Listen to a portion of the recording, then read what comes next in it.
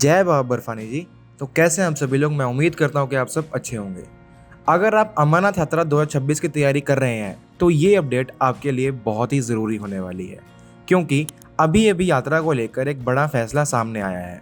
इस बार श्रद्धालुओं के लिए लगभग 250 बसें तैनात करने की तैयारी चल रही है, ताकि यात्रा को ज़्यादा आसान और बेहतर बनाया जा सके। लेकिन इसके साथ ही एक बड़ा बदलाव और हुआ है। इस बार कॉन्वॉय बस फेयर्स में लगभग 18% तक बढ़ोतरी देखने को मिलेगी। तो आखिर नया रेट कितना होगा, कौन सा रूट सस्ता पड़ेगा और एडमिनिस्ट्रेशन इस बार सिक्योरिटी पर कितना जोर क्यों दे रही है, आज की इस वीडियो में हम लोग पूरी डिटेल जानने वाले हैं।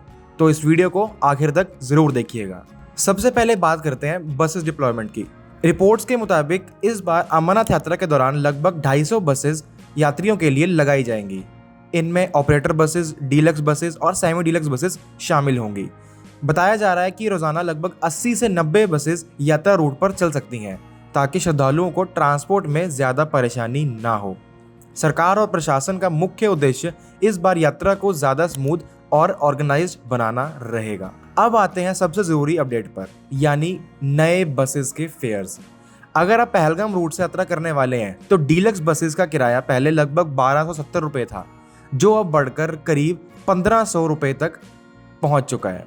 वहीं दूसरी कैटेगरी की बात करें, जो कि है डीलक्स बसेस, उसका किराया 840 रुपये से बढ़कर लगभग 984 रुपये यानी 984 रुपीज़ हो गया है।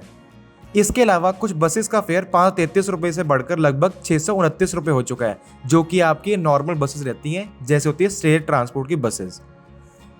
ये होगी बात हमारी पहलगाम रूट की। अगर आपका परमिट है बाल्टाल रूट से तो उसका फेयर कितना रहने वाला है, चलिए जानते हैं।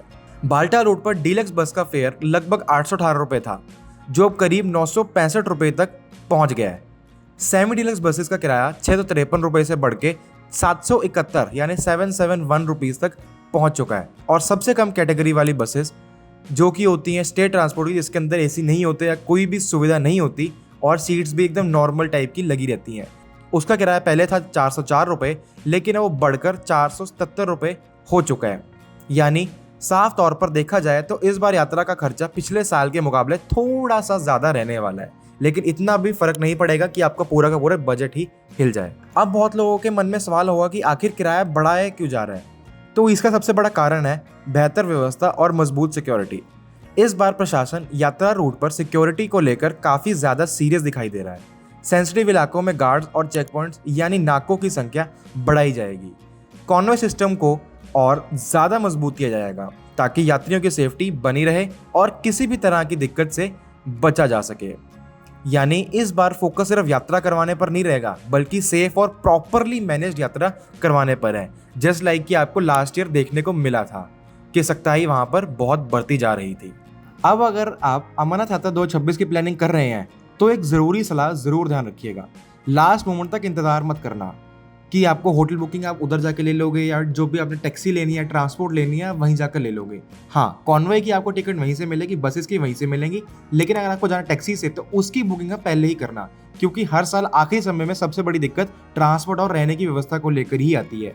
अगर आपको बुकिंग करवानी है तो नीचे दिए गए नंबर्स पे कॉल कर लीजिए और अपनी बुकिंग कंफर्म कीजिए। फिलहाल अमरनाथ यात्रा 2026 को लेकर यही सबसे बड़ा अपडेट निकलकर सामने आया है।